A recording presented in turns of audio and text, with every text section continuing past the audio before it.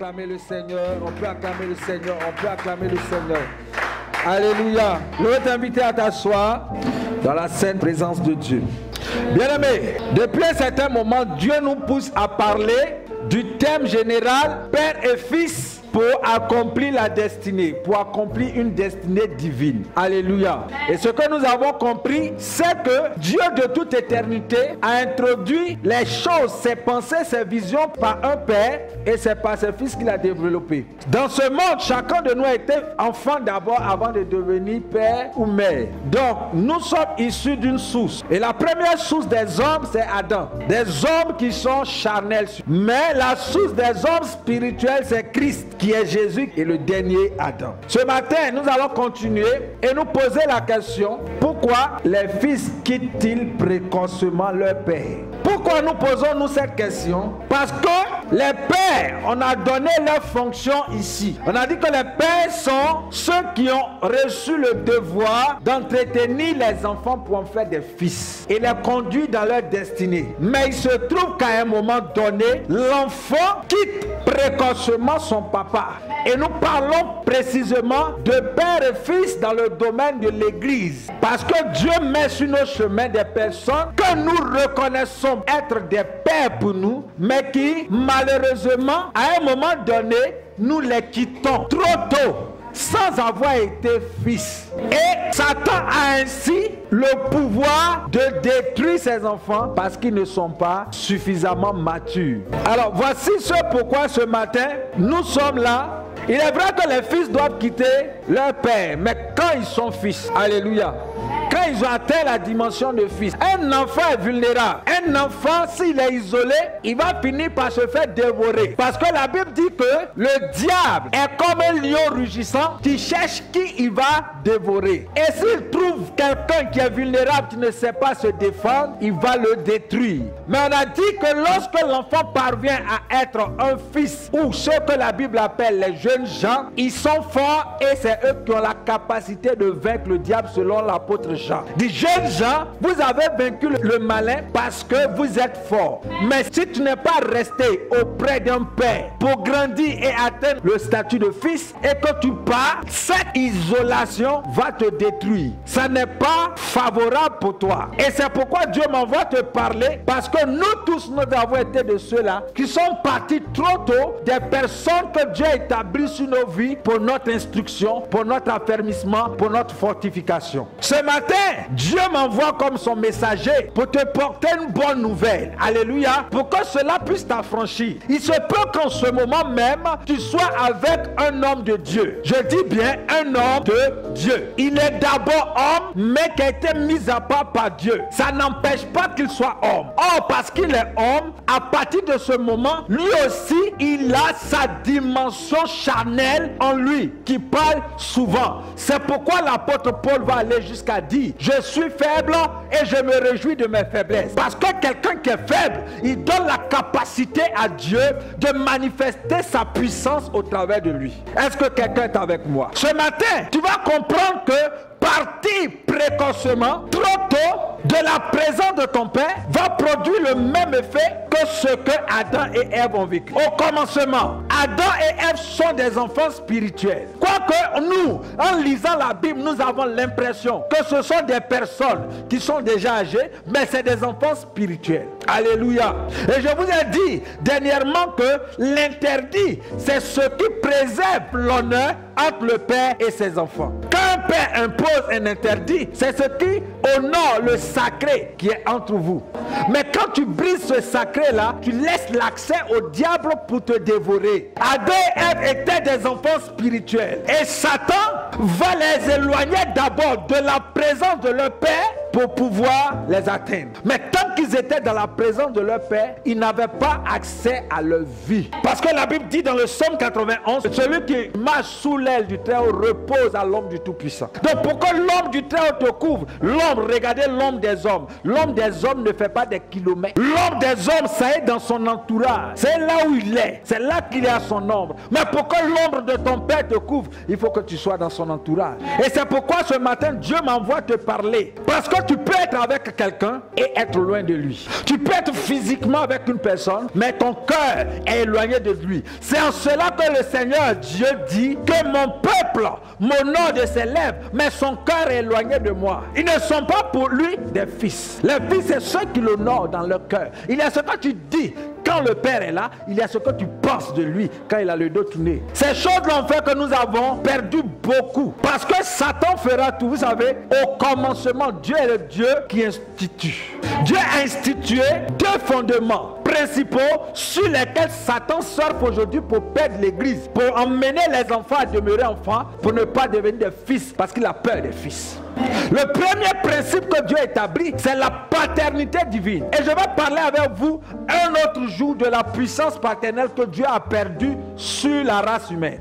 Au commencement, Dieu a créé les hommes. Et les hommes étaient pour lui des fils. Les hommes étaient censés être des fils pour Dieu. Donc ils devaient rester dans la présence de Dieu et grandir. Mais le péché a fait qu'ils sont sortis très tôt de la présence de Dieu. Et Satan a pu leur voler leur héritage. Et ce que je suis en train de t'expliquer, c'est qu'il y a deux principes sur lesquels Satan se base pour perdre le peuple de Dieu, pour perdre les enfants de Dieu, pour ne pas qu'ils atteignent le statut de fils.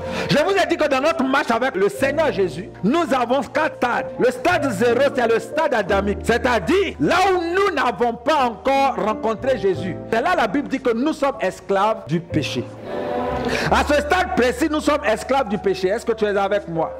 Mais lorsque tu rencontres Jésus, que tu crois dans sa parole, lorsque tu te baptises, tu deviens enfant de Dieu. Mais Galates chapitre 4 dit un enfant ne peut pas hériter. Alléluia. Il est héritier, mais il ne peut pas hériter. Parce que l'héritage a des exigences. Pour être héritier, c'est la déclaration du Père. C'est la volonté du Père. Mais pour manifester, pour bénéficier de façon visible de ton héritage, c'est toi qui dois poser maintenant certaines actions. Sur le plan naturel, tu dois faire des démarches auprès de l'administration. Tu dois présenter des documents. On doit te lire. Pour que tu aies une compréhension plus élargie, le notaire doit faire une lecture du testament. Parce que tu ne comprends pas les termes juridiques. Donc ta compréhension aussi importante. C'est pourquoi tu dois devenir un fils. Il y a la compréhension qui est attachée à l'enfance. Il y a la compréhension qui est attachée à l'âge de fils. Et il y a la compréhension qui est attachée à l'âge de père. C'est-à-dire à l'âge des épouses. Et Dieu est en train de te dire ce matin qu'il faut que tu parviennes déjà à être un fils. Parce que c'est là que tu peux te défendre. C'est là que tu n'es plus vulnérable. C'est là que tu es fort pour vaincre le malin. Un enfant peut être présent de corps, comme je l'ai dit, mais son cœur est éloigné de son père quand il cesse de l'honorer dans son cœur. Il peut bien obéir à son père. Quand le père dit fais ceci, il obéit. Mais pas par honneur, pas par amour. Il a obéi, mais pas par amour. Espérez-vous que Dieu regarde au cœur, il ne regarde pas l'apparence. À quelle occasion un enfant peut quitter son père? Quelles sont les raisons pour lesquelles un enfant peut quitter son père? Je vais vous inviter à lire déjà la parole de Dieu. Nous allons dans le livre de Genèse 9. On prend sa Bible. Lisons Genèse 9 à partir du verset 18. Je lis la parole de Dieu, qui est notre texte de méditation ce matin. Les fils de Noé qui sortirent de l'arche étaient Sem, Cham et Japheth. Cham fut le père de Canaan. Ce sont là les 3 fils de Noé et c'est leur postérité qui peupla toute la terre. Noé commença à cultiver la terre et planta de la vigne. Il but du vin, s'enivra et se découvrit au milieu de sa tente. Cham, on dit Cam aussi, père de Canaan, vit la nudité de son père et il le rapporta dehors à ses 2 frères. Alors, Sem et Japheth prirent le manteau, le mit sur leur épaule, marchèrent à reculons et couvrirent la nudité de leur père. Comme leur visage était détourné, ils ne virent point la nudité de leur père. Lorsque Noé se réveilla de son vin, il apprit ce que lui avait fait son fils cadet. Et il dit, maudit soit Canaan, qu'il soit esclave, des esclaves de ses frères. Il dit encore, béni soit l'Éternel Dieu de Sem, et que Canaan soit leur esclave. Que Dieu étende les possessions de Japheth, qu'il habite dans les tentes de Sem, et que Canaan soit leur esclave. Bien-aimés, voici la parole de Dieu qui est soumise à notre méditation. Elle est bien triste, alléluia, parce qu'il s'agit de quelqu'un qui est entré dans une alliance avec Dieu. À cause de la grâce que Noé a trouvée aux yeux de Dieu, Dieu va l'épargner lui et sa maison du déluge. Et regardez, la symbolique même de leur salut s'est passée dans une arche, l'arche de Dieu. Et on parle plus tard de l'arche de l'alliance. Et Noé arrive. Par lui, ses fils, leurs épouses sont sauvées. Son épouse aussi est sauvée. Et c'est par eux que Dieu compte repeupler la terre. Parce que la terre a été détruite à cause de la méchanceté des hommes. Mais il se trouve que lorsqu'ils arrivent sur la terre, Noé, qui est un homme d'alliance, il manifeste aussi la faiblesse. Il cultive une vigne et il finit par s'enivrer. Alléluia. On dit que c'est lui qui a planté en premier la vigne. Donc ça veut dire qu'il ne connaissait même pas les propriétés du vin. Donc il en a abusé. Parce qu'après cela, la Bible ne dit pas que Noé a encore bu. Donc c'était par inadvertance qu'il avait bu et qu'il s'était enivré. Mais maintenant, un de ses fils vient et découvre Noé qui a couché. Il est nu. Qu'est-ce que tu fais? Il sort, il s'en va appeler ses frères pour déshonorer encore son père. Pour déshonorer leur père, il s'en va appeler leur frère. Venez, papa est couché là-bas. Papa est nu. Venez voir Kiki de papa. Il sort. C'est pas que les gens étaient là. Ça veut dire qu'il y a certains enfants qui n'ont pas une idée consciente de l'intimité.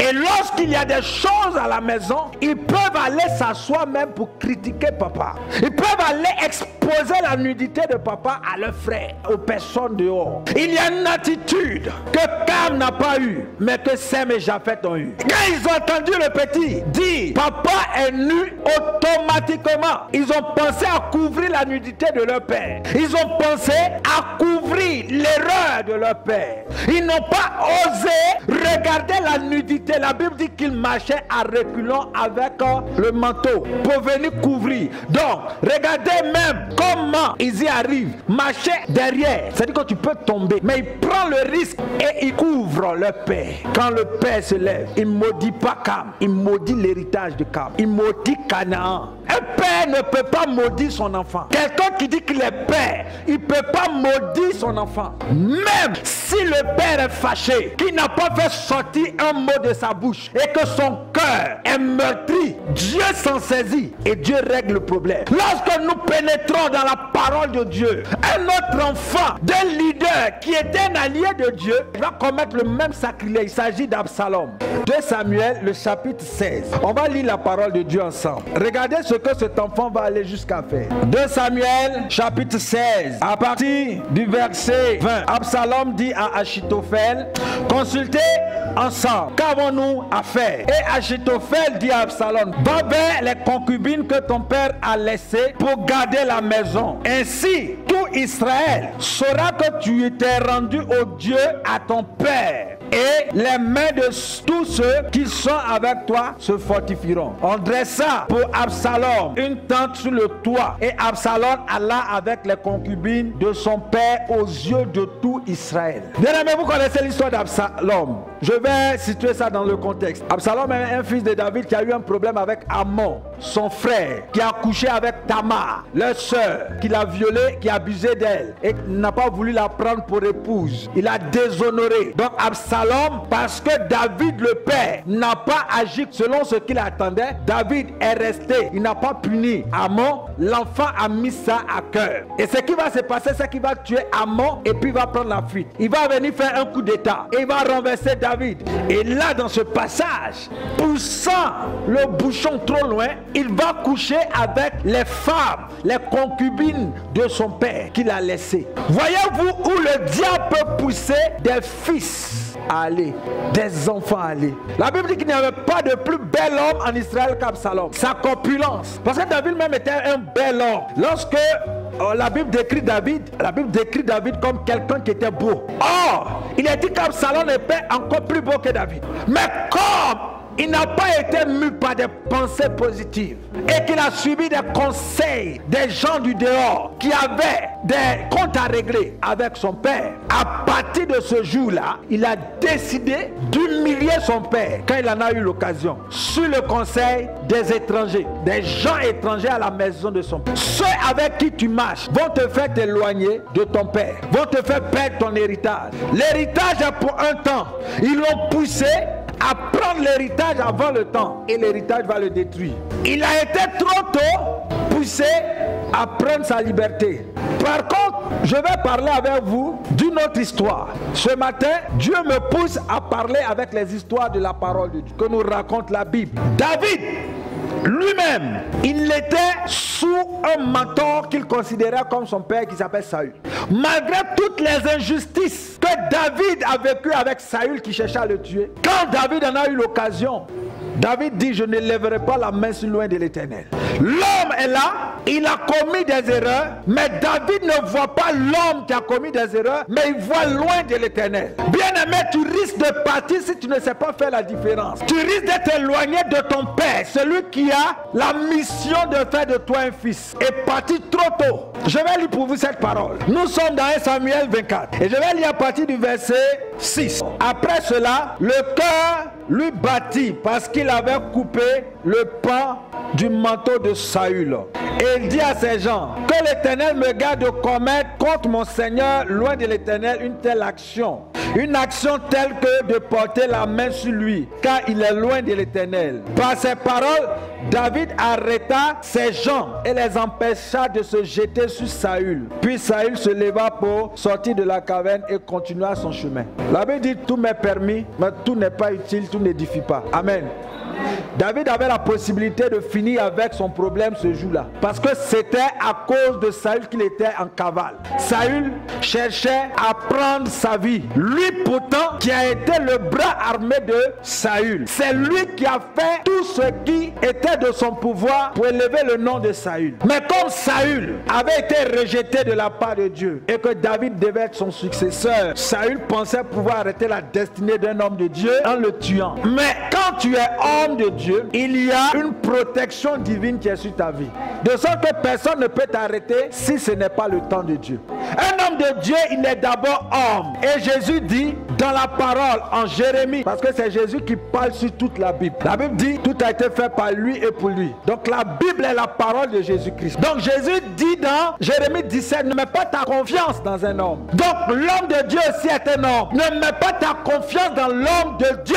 Il est homme, mais il est mis à part par Dieu pour faire les choses de Dieu. C'est toute la différence. C'est pourquoi il est homme de Dieu. Est-ce que dans la Bible, Dieu n'a pas demandé à Osée d'aller se marier à une prostituée? Dieu a dit à Osée: va te marier avec une prostituée. Mais toi, tu vas voir ça, tu vas commencer à critiquer. Et puis tu vas te mettre dans des problèmes. Alléluia. Est-ce que Moïse même qui a reçu les lois, qui a dit: faut pas, le peuple d'Israël va aller auprès d'autres peuples pour faire alliance avec eux, est-ce qu'il n'a pas pris une Éthiopienne? Et ce n'est pas pour cela que son frère Aaron et Marie l'ont critiqué. Mais qu'est-ce que Dieu va dire? Dieu va dire: de tous les serviteurs, vous êtes tous des prophètes, mais lui là, c'est celui qui parle face à face avec moi. Vous n'êtes pas du même niveau, vous n'êtes pas de la même catégorie. Dans l'église là, tu peux avoir un don même plus que loin, celui qui a la vision, mais c'est lui le père de la maison. C'est lui le père de la maison. Tu te dis que j'aurais mieux fait que lui, je peux mieux faire que lui, mais tu peux faire mieux que lui, mais c'est pas toi qui as été choisi. Il faut savoir honorer le manteau. Bien aimé, beaucoup de personnes finissent par quitter les assemblées parce qu'ils ne savent pas faire la différence. Alléluia.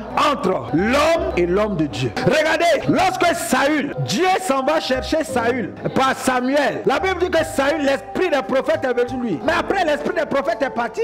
Donc aujourd'hui, on voit des gens qui prophétisent tous les jours, tous les jours, tous les jours, tous les jours. Non! Faites attention, ayez du discernement. L'esprit des prophètes est soumis aux prophètes. Il y a un esprit pour les prophètes qui vient quand Dieu veut parler, pas quand le prophète veut parler. Donc quand l'esprit du prophète a quitté le prophète, tu peux le voir comme ton ami. Tu peux mépriser. Comment?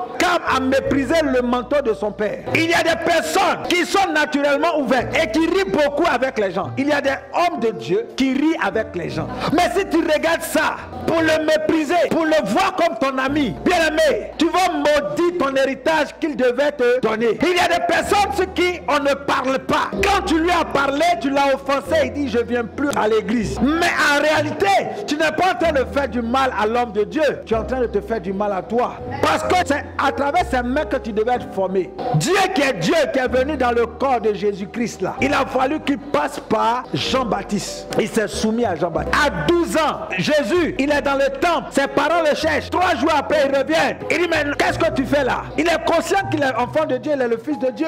Mais la Bible dit qu'il les a suivis et il a été soumis à ses parents. L'enfant qui meurt, c'est l'enfant qui se détache de son père trop tôt. Et mourir, c'est d'abord dans l'esprit. Donc tu es vivant de corps, mais tu es mort dans l'esprit. Que Dieu t'anime de bons sentiments vis-à-vis de ton père. Je vais énumérer pour vous quelques conditions pour lesquelles un enfant peut quitter son père. Un enfant peut quitter son père quand il est devenu fils. Un enfant peut quitter son père quand le père l'envoie en mission. Quand c'est le père lui-même qui l'envoie. Un enfant peut quitter son père quand le fils est à l'âge de devenir un père. Quand il a terminé sa formation auprès de son père, ainsi de suite. Voilà la condition à laquelle tu peux quitter ton père. Et j'ai dit que quitter son père, ce n'est pas le quitter forcément physiquement, mais c'est dans le cœur d'abord. Tu peux quitter ton père dans le cœur parce que tu ne l'honores plus, puisque tu as vu sa faiblesse. Tu l'as vu, un jour tu es venu, tu l'as supplié, il était en train de manger croûte de riz. Et parce que tu le voyais à distance, mais comme il t'a ouvert la porte, tu es rentré dans sa familiarité, tu es en train de le déshonorer. Tu perds ton héritage. Jésus était censé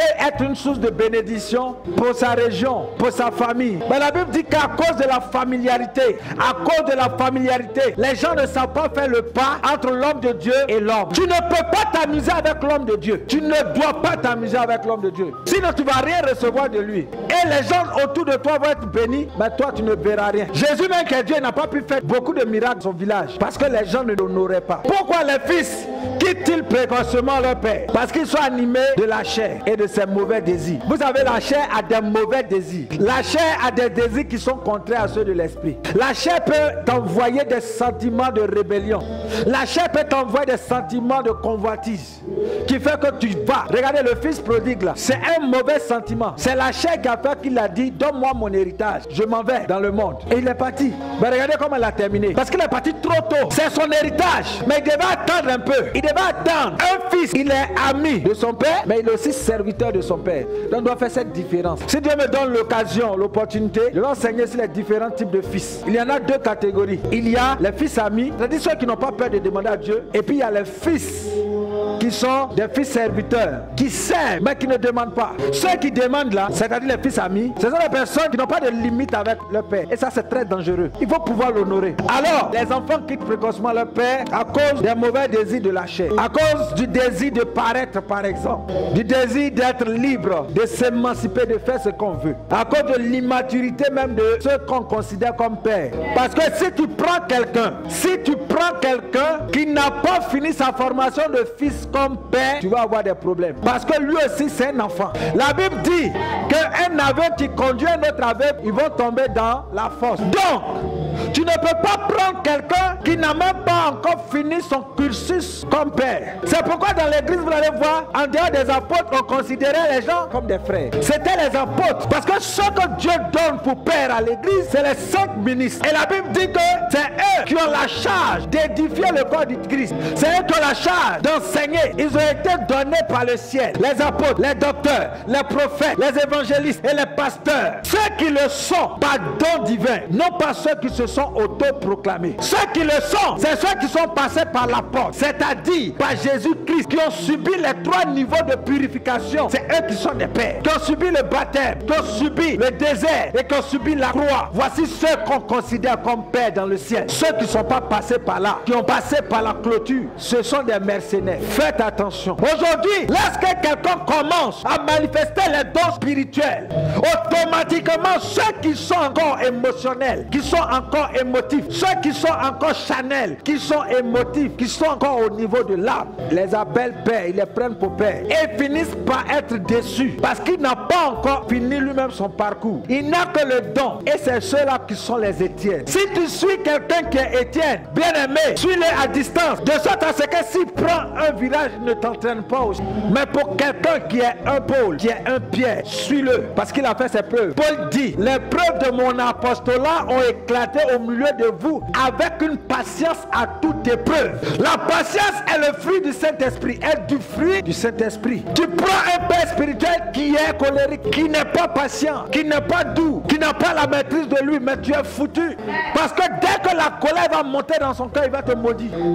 Dès que la colère va monter dans son cœur, alléluia, il va te vilipender, il va commencer à te salir parce qu'il est charnel, parce que lui-même n'est pas encore spirituel. On ne prend pas tout le monde comme père. L'apôtre Paul disait aux Corinthiens, quand bien même vous avez plusieurs maîtres, tu peux avoir des maîtres. Des maîtres apportent la connaissance, mais un père, il t'oriente dans ta personnalité. Un père te donne un caractère. Un père te donne une direction, une directive. Le principe de père et le principe de l'alliance qui est le mariage sont deux institutions que Satan attaque avec toute sa force. Parce qu'il a peur que les enfants deviennent des fils et que les époux entrent en alliance avec Dieu. Parce que la véritable alliance, c'est lorsqu'un époux et une épouse sont fusionnels et qu'ils sont en association avec l'Esprit de Dieu pour produire du fruit à Dieu. Bien-aimés, il y a tellement de défis dans le corps du Christ qu'il faut être prudent. L'orgueil est l'une des principales causes qui fait que les enfants s'éloignent de leur père rapidement. L'orgueil. Quand l'orgueil est dans ton cœur, on ne peut pas te parler. Quand l'orgueil est dans ton cœur, tu es suffisant. Quand l'orgueil est dans ton cœur, tu es quelqu'un qui ne t'abaisse pas. Oh, l'humilité précède la gloire et l'orgueil précède la chute. Dieu dit, celui qui est élevé, moi Dieu je vais l'abaisser. Celui qui est abaissé, je vais l'élever. Abaisse-toi. Et on s'abaisse dans son cœur. On ne s'abaisse pas d'abord sur le plan visible. C'est dans ton cœur. Dieu regarde au cœur. Est-ce que je parle à quelqu'un ce matin? Le désir de s'émanciper de façon précoce est aussi l'une des causes pour lesquelles les enfants quittent précocement leur papa. Il y a aussi l'ignorance des principes spirituels concernant la filiation, le sacré de la filiation divine. Et c'est pourquoi je t'invite à réécouter les enseignements que j'ai fait sur la série. C'est très important. C'est très important de comprendre que Dieu se base sur ce principe-là de père et fils pour pouvoir accomplir les destinées. Parce que c'est comme un fil qui a un bout et qui a un autre bout. Ça a commencé avec quelqu'un. Et on a vu que Salomon, Dieu est entré en alliance avec son papa. Lui est parti briser cette alliance en s'attachant à d'autres dieux. Faisons attention à nos compagnies. La Bible dit, les mauvaises compagnies corrompent les bonnes mœurs. Si tu marches avec des gens qui te poussent à déshonorer tes parents, des personnes avec lesquelles tu t'assois, et voilà mon papa, lui aussi va dire, voilà ce que ma maman a fait, voilà ce que mon papa a fait, voilà, et puis tu es assis avec eux. Et puis tu déshonores, tu montres la nudité de ton père, la nudité de ta mère. Tu es en train de maudire ton héritage. Noé n'a pas maudit Cam, il a maudit l'héritage de Cam, Canaan. Et il a dit dans sa malédiction, Canaan sera l'esclave, c'est-à-dire ton héritage va dépendre de ce que tes frères vont te donner. C'est ce que tes frères vont recevoir de leur père. Toi, tu vas les grignoter dedans. Tu vas les gratter ta tête. Pour dire, donne-moi un peu. C'est ça que Noé a dit. Canaan deviendra l'esclave de ses frères. Ton héritage deviendra l'esclave de tes frères. Parce qu'eux, ils ont pris la bénédiction. Quand ils ont couvert leur papa, ce qui devait te revenir là, c'est parti chez eux. Donc, pour pouvoir avoir un peu, tu seras obligé d'aller vers eux. Être esclave encore, demandez. Pourtant vous êtes partis sur la même base. En général, mais ce sont des personnes qui devaient entrer dans l'héritage de leurs parents. Mais Satan les manipule. Faisons très attention. Bien aimés, voilà les différentes causes. Il y en a plusieurs pour lesquelles un enfant s'éloigne de son papa. Ce matin, ce que je vais traiter, c'est vrai, il y a plusieurs raisons, mais ce que je suis en train de traiter, c'est la mauvaise gestion de la réalité de la faiblesse du père. La mauvaise gestion de la réalité de la faiblesse d'un père. Comment tu gères? Comment tu gères la faiblesse de ton papa? Est-ce que tu exposes ou tu couvres? Cam n'a pas su gérer la faiblesse de son père, tandis que Sem et Japheth ont su le faire. Vous savez, souvent aussi, c'est parce qu'on surestime tellement les hommes de Dieu qu'on les met sur un piédestal comme s'ils étaient des dieux.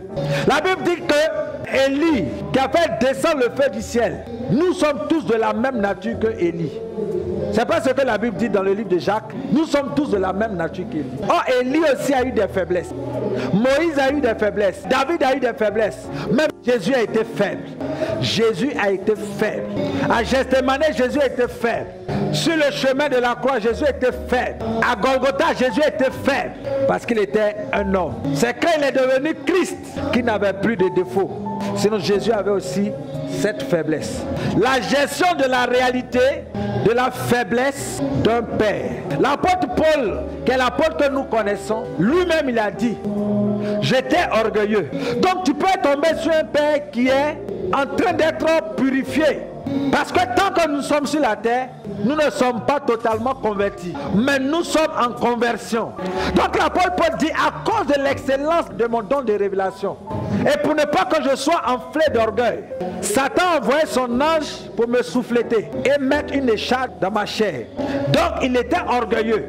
Donc tu regardes l'homme de Dieu et puis tu dis, oh il est orgueilleux, je ne suis plus ses messages, je ne me nourris plus à sa parole. Et puis tu t'éloignes, le diable va te manger. Parce que comme je le disais tantôt, on a la mauvaise habitude ou la tendance de mettre les hommes de Dieu sur un piédestal. Pourtant ce sont aussi des hommes. Donc ce qui fait que si le jour tu le vois dans sa faiblesse et que tu n'as pas conscience de sa dimension de faiblesse, tu vas partir. Alors que c'est là que Dieu t'attendait pour te bénir. C'est le territoire que Dieu t'a donné, c'est le Père que Dieu établit sur ce territoire pour toi. Et tu vas partir et le diable va te dévorer et tu ne pourras pas accomplir ta destinée. Parce qu'il n'y a pas plusieurs pères. L'apôtre Paul le dit, il y a un seul père, beaucoup de maîtres, mais un seul père. Les maîtres ne peuvent pas faire de toi un fils. Le père fait de toi un fils. Dieu n'est pas un Dieu de désordre. Quelqu'un au dehors là-bas peut t'inspirer. Quelqu'un au dehors peut être un modèle pour toi. Mais il ne peut pas se prévaloir de ton père. Parce que c'est Dieu qui donne les pères. L'apôtre Paul dit, je me réjouis de mes faiblesses. Parce que quand je suis faible, c'est alors que Dieu est fort en moi. Donc la faiblesse est quelque chose que Dieu utilise dans les hommes de Dieu. C'est quelque chose que Dieu utilise dans les leaders pour manifester sa puissance. Pas parce que Dieu veut qu'ils se complaisent dans leur faiblesse. Mais quand on parle de faiblesse, ce n'est pas une faiblesse de péché. C'est une faiblesse de chair. C'est une faiblesse dans l'âme. Parce que le monsieur, il a peut-être la faiblesse d'être quelqu'un qui souffre trop. Tu ne sais pas honorer le manteau. Tu parles avec lui comme si c'était ton camarade. Faites attention. Les hommes de Dieu là, honorez-les. Honorez-les dans votre cœur. Mais tenez-vous loin d'eux. Tenez-vous loin d'eux, de leur intimité. Honorez l'onction, le manteau qu'ils portent. Mais tenez-vous loin de leur intimité. Sinon, vous allez maudire votre héritage. C'est pourquoi il est difficile pour les enfants des serviteurs de Dieu de les honorer. Il est difficile. Il faut un encadrement particulier pour que les enfants des serviteurs de Dieu puissent honorer le manteau. David était un serviteur de Dieu. Noé était un serviteur de Dieu. Mais leurs enfants, amen, parce qu'ils ont vu tellement leur nudité. Mais tu vas voir la nudité de ton papa. Tu vas voir. Mais tu vas maudire si tu ne sais pas couvrir. Parce que tu es dans l'intimité de ton papa. Tu vas voir sa nudité. Tu vas voir sa faiblesse. C'est pourquoi les hommes de Dieu, écoutez-moi hommes de Dieu, faites comme Jésus. Sachant que c'est un problème réel. Jésus a montré sa faiblesse d'abord. Mais ils n'ont pas su apprécier. Jésus, sachant que son heure était sur le point d'arriver, la Bible dit qu'il s'est déshabillé. Lorsqu'il instituait la Sainte Seine, il s'est déshabillé. Il a lavé les pieds. Pourtant, eux le voyaient comme le grand Dieu. Les disciples même ne croyaient pas que Jésus allait mourir. C'est pourquoi Pierre dit non, tu n'iras pas à la croix. Jésus dit rien de moi, Satan. Parce que pour eux, c'était comme un Dieu. C'est vrai, il est Dieu, mais sur la terre, il était un homme. Jésus savait que l'humiliation l'attendait. Jésus savait que l'humiliation l'attendait. Il va appeler ses disciples, les 12, sans exception. Le jour où il a lavé les pieds, la Bible dit, il a enlevé son vêtement. Ça ne parle pas de la nudité, ça ne parle pas de l'intimité. Est-ce qu'il fait ça dehors? Il a fait exprès. Il faut que les hommes de Dieu, à un moment donné, à ceux qui sont autour d'eux, pas à tout le monde, il faut qu'ils parviennent à se dépouiller pour que leurs disciples ou bien les gens qui sont autour d'eux ne les prennent pas pour des dieux. Parce que le jour où ils vont te voir dans ta faiblesse, ils vont tous fuir. Et Jésus est en train de préparer ses disciples. Et il a lavé les pieds. L'apôtre Pierre, qui était encore Simon, il dit non, tu ne me laveras pas les pieds. Toi, Seigneur, me laver les pieds à moi. Jésus dit, si je ne te lave, tu n'auras pas d'héritage. Ça parle d'héritage. Si tu n'arrives pas à supporter ça, tu n'auras pas d'héritage. Il dit, non, tu ne me laveras pas les pieds. Il dit, il faut que je te lave les pieds, sinon tu n'auras pas d'héritage. Jésus est en train de les préparer. Et il a dit, vous aussi faites ça. Et c'est quand vous allez faire ça qu'on va savoir que vous êtes de moi. Jésus a une autre occasion de montrer son humanité. Il prend maintenant non pas tous, parce qu'il a montré à un certain niveau, un degré, à ceux qui étaient là les 12, il a montré une intimité, il a montré une faiblesse, mais ce n'était pas encore la faiblesse. Il va prendre 3 autres, ceux avec qui il est plus intime, avec qui il parle franchement, avec qui il se montre humain. Il va les prendre et puis il va la gestemaner avec eux. La Bible dit qu'il était rempli de tristesse, il était en agonie. Tu vois le monsieur que tout le monde honore, que les pharisiens craignent, ce monsieur-là qui est dans toute sa faiblesse. La Bible dit qu'il était tellement faible qu'il agonisait. Le but en envoyant les 3, c'était pour les apprêter à ce qui vient. Mais ils dormaient. Parce qu'ils se sont dit que l'homme de Dieu n'a pas besoin de soutien de prière. L'homme de Dieu a besoin de prière. Il a besoin de prière. Il a besoin de prière. Tu ne pries pas pour ton leader. Tu ne pries pas pour ton pasteur. Tu ne pries pas pour celui que Dieu établit sur ta vie. La Bible dit, je frapperai le berger et le troupeau sera dispersé. Si celui qui a la tête est atteint, le corps est atteint, parce que l'huile coule depuis la tête, coule dans la barbe et touche les bords du vêtement d'Aaron. Alléluia. Voici comment Dieu fait les choses. Donc Jésus les a amenés à Gethsémani pour que ces personnes le voient en agonie, pour les apprêter à ce qui allait se passer. Mais ils ont tous dormi. Il est important que vous ouvrez les yeux et que vous acceptez que les hommes de Dieu, aussi loin qu'ils soient, ils sont des hommes. Ils peuvent avoir une faiblesse pour l'alcool, ils peuvent avoir une faiblesse pour la cigarette, mais il n'en demeure pas moins que c'est un homme de Dieu. Il faut l'honorer. Tu peux voir un homme de Dieu dans sa faiblesse. Pas que je suis en train de justifier ou d'encourager les faiblesses. Quand je parle de faiblesse, je ne parle pas de péché. Je parle de problème de caractère. Il peut être quelqu'un qui parle beaucoup. Il peut être quelqu'un qui a du mal à je ne sais quoi d'autre, mais c'est un homme de Dieu. Ce que je te dis, ce n'est pas de la manipulation, c'est la vérité biblique. Et parce qu'ils n'ont pas su voir la faiblesse de Jésus ce jour-là, ils n'ont pas pu supporter. Et tout le monde a fui quand la véritable tribulation est venue. Tout le monde a fui. Quand la véritable tribulation est venue, aucun des disciples n'est resté. Aucun. Même celui qui a dit, je serai avec toi à tout moment, à tout temps. Jésus a dit, lorsque le coq aura chanté, tu m'auras déjà régné 3 fois. Pourquoi? Parce qu'on ne sait pas regarder les faiblesses des hommes. Jésus est allé jusqu'à être mis nu. Si tu ne sais pas qu'il est faible, tu vas fuir. Aujourd'hui, j'ai du mal. Quand les satanistes exposent les hommes de Dieu, les leaders sur les réseaux sociaux, et que les chrétiens même sont les premiers à lancer la pierre. Pourtant, c'est les mêmes qui hier étaient en train de faire commentaires. J'aime, je like. Mais quand ils ont un problème, à cause de leur caractère, parce que Dieu va utiliser cela pour les purifier, toute l'église les laisse, toute l'église les fuit. Aujourd'hui, tout le monde veut être fils de ceux qui ont atteint un certain niveau. Et les personnes tapent dans leur poing. Celui-là c'est mon père, celui-là c'est mon père, celui-là c'est mon père. Et on est fiers, c'est mon père, c'est mon père. Mais vous les fuyez quand il y a Gethsémani. Vous les fuyez quand il y a la croix. Vous les fuyez. C'est de l'hypocrisie. C'est de l'hypocrisie. Aujourd'hui, vous les honorez. Aujourd'hui, vous honorez vos pères, vos pasteurs. Mais demain, vous les fuyez. Vous êtes les premiers à aller les exposer. Allez exposer leur nudité. Que cela s'arrête. Quand la Bible dit, l'homme aura pour ennemi les gens de sa maison. C'est Jésus qui dit ça. Les hommes de Dieu, les leaders que Dieu a mis pour l'édification du corps du Christ, afin de faire parvenir aux enfants de Dieu à la statue de fils, pour qu'ils ne soient pas emportés à tout vent de doctrine. C'est ceux-là même qui s'en vont les exposer. C'est dommage et c'est triste. Quand le prophète Tatou a eu ses problèmes, l'église entière l'a abandonné. Le pasteur Mukendi a eu son problème, toute l'église l'a abandonné. Quand il y a les scandales dans l'église, je parle des pères, je ne parle pas de ceux qui se font appeler pères. Quand ceux ont eu des problèmes, l'église les a abandonnés. Église de Jésus, ne sois pas hypocrite. Église de Jésus, ne sois pas infidèle. Parce que la foi, c'est la fidélité.